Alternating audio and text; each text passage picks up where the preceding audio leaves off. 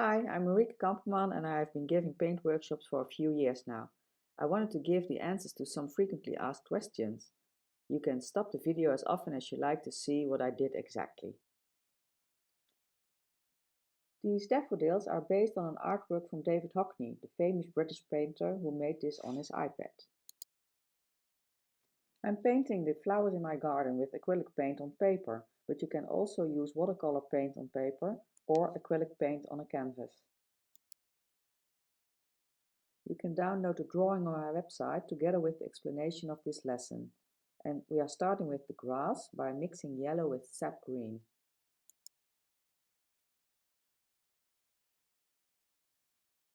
It's okay to paint this part a bit roughly, so your grass will look more alive.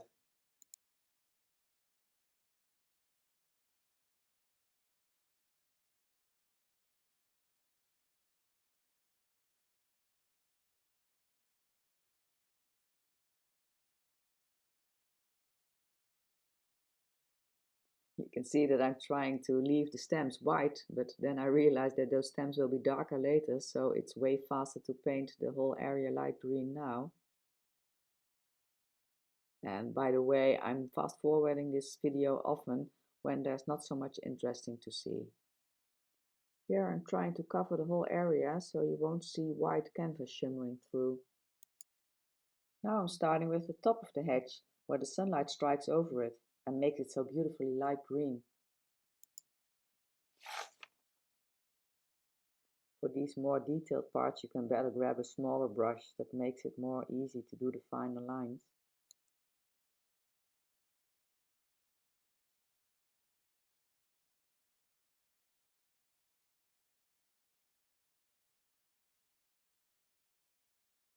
You don't have to be very precise on this part as long as you leave the parts clear where the white flower petals will come. And when you use enough water to thin your paint, you still see the pencil mark through the light color, so you will know later where the stems were planted. Meanwhile, I've started with the front side of the hedge. This part is a lot darker because the light comes from the other side. But please try to use different shades of green. You can do that by using more or less water.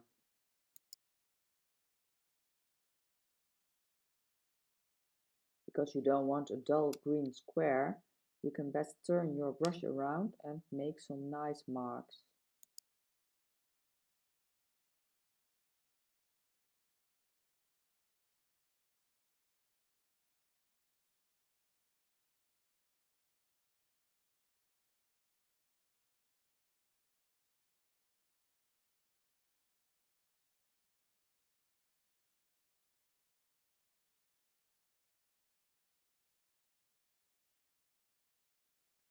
To keep your paint easy to spread, it's important to use enough water. That's the thing most beginners find difficult. They often use too little water. And this is a perfect part to try out different textures and mixtures.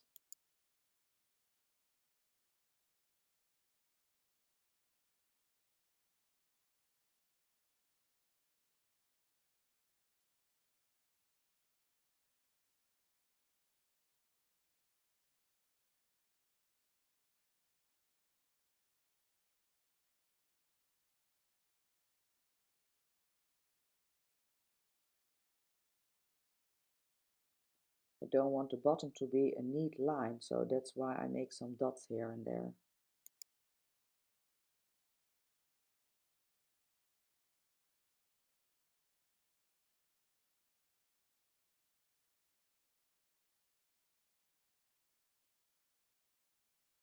Here I'm starting with the shadow on the grass. By using extra water, the paint spreads out nicely.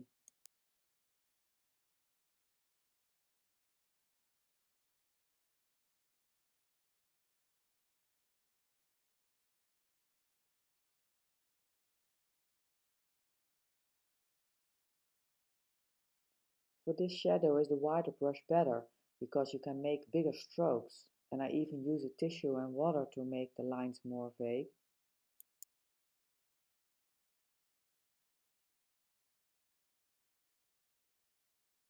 For the sky I will use a different color, and it would have been better if I had cleaned my brush in the clear water. For this sky, I mix ultramarine blue with a little bit of white, but mostly with a lot of water. Because of that water, the pigment spreads out and makes the color very light on top of my painting. Here you see me use the wrong water, which makes the color a little bit grayish.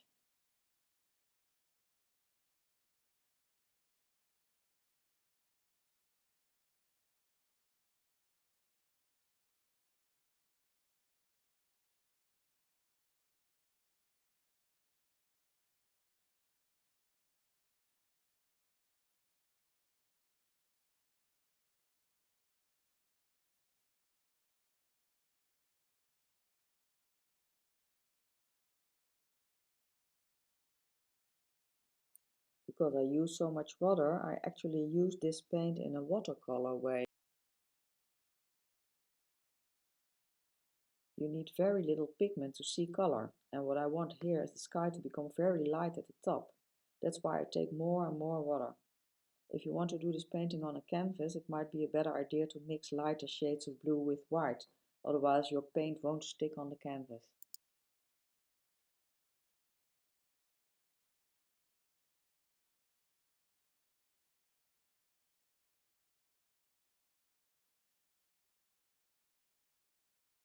I always have a tissue in my hand to dab off too much paint.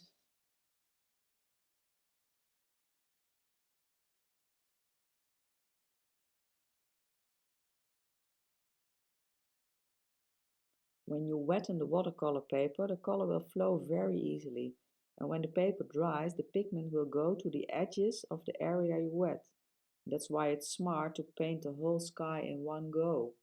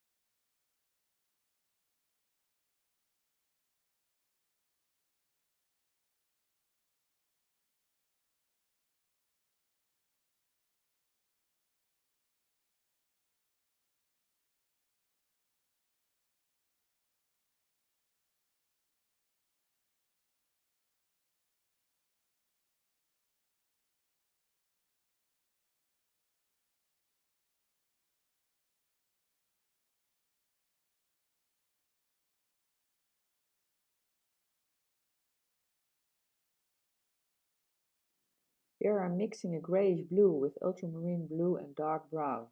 I want to make some trees in the distance, and colors that are further away are more vague and grayish.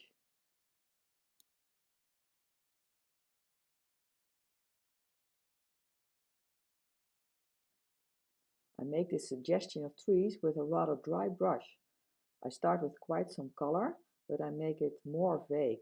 And it's like softly stroking the canvas.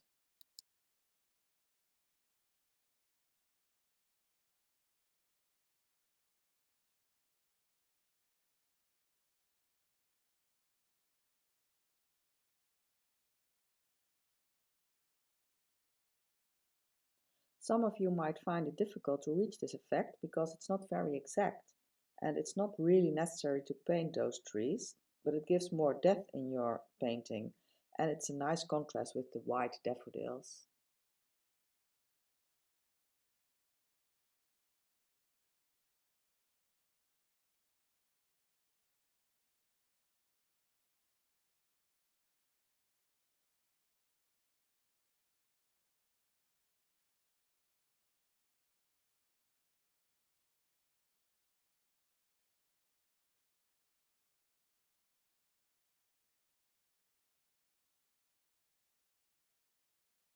With a light blue-gray, I am making some shadows in the petals, in the heart of the flower. To show the effect better, I will zoom in on the end result later.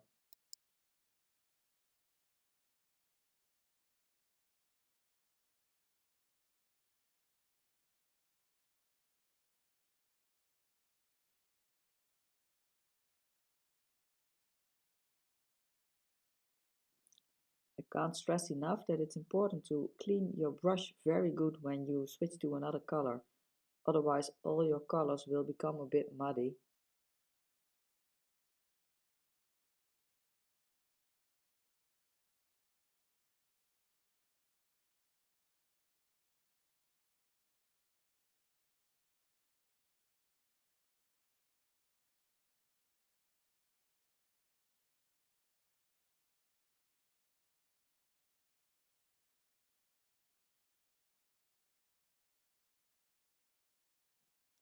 I make the hearts of the daffodils yellow with orange.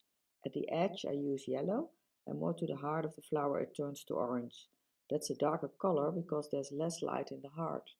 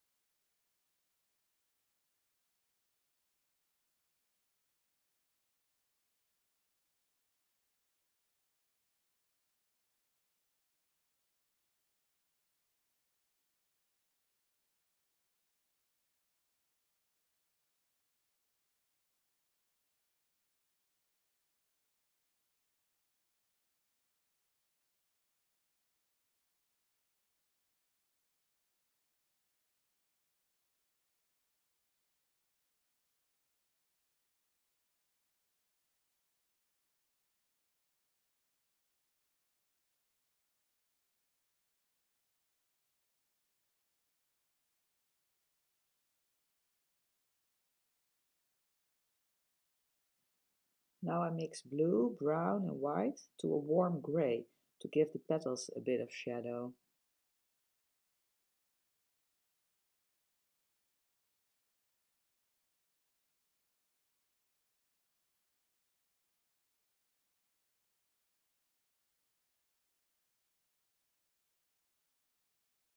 And then it's time to paint all the stems with a thin brush.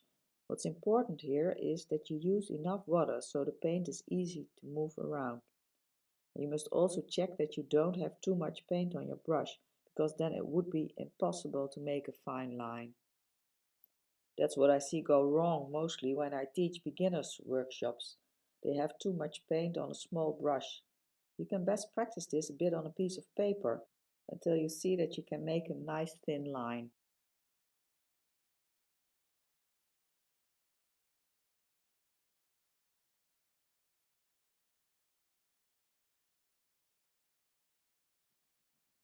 If you want to make a nice bow line, you can best turn your paper and draw the circle away from you.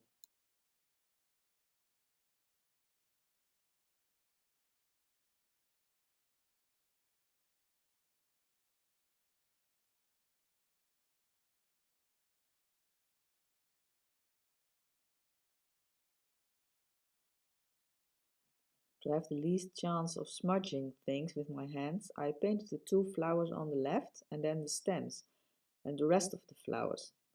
You can also first paint all the flowers, but then you have to wait a little before the petals are dry.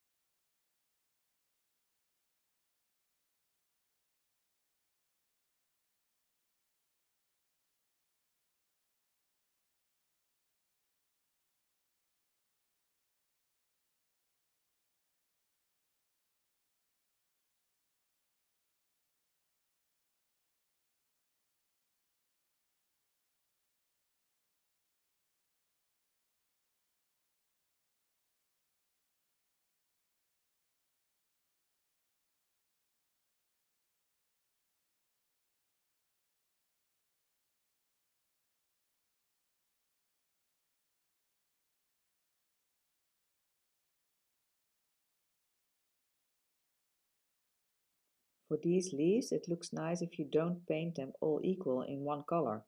By using more or less water, you can make different shades of green again.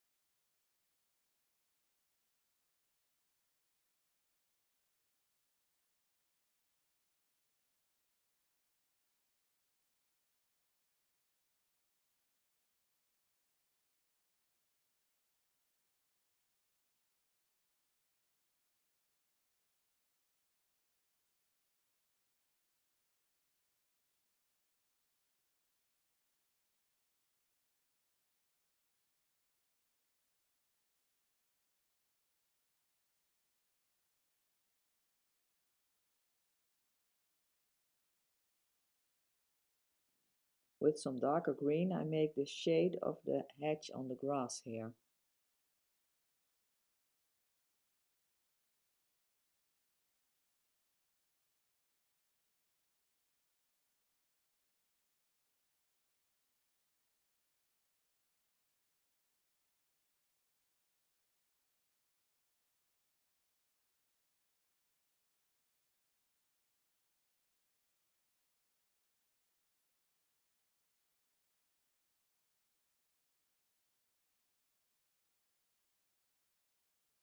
In total, it took me about an hour to make this painting. Of course, I had to think every now and then to make some decisions of how to translate the photos into a painting.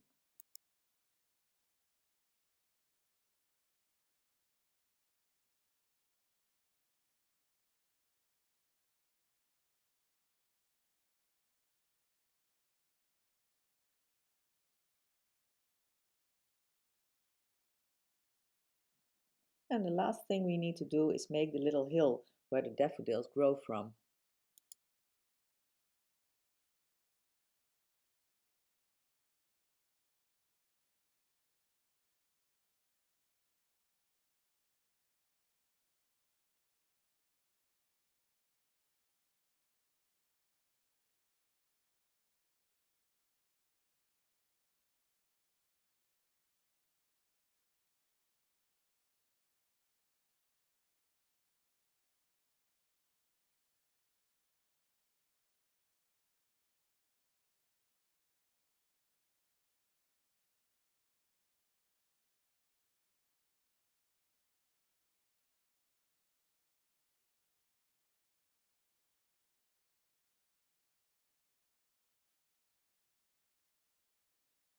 With dry brush, I'm dividing the paint a little here to the edges to soften them a bit.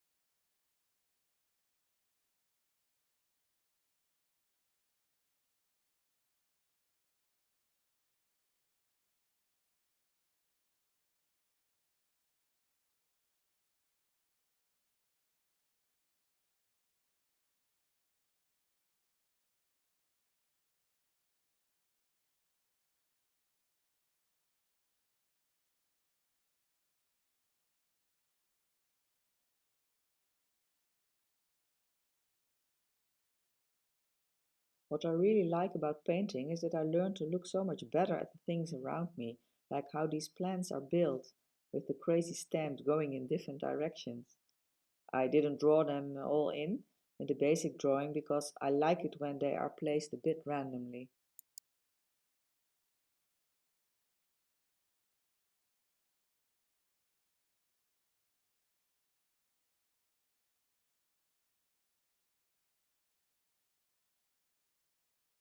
I messed a bit with the blue over the white petals, so I'm making them bright white again here. That's the nice thing about acrylic paint, you can always make a new layer when the one before is completely dry.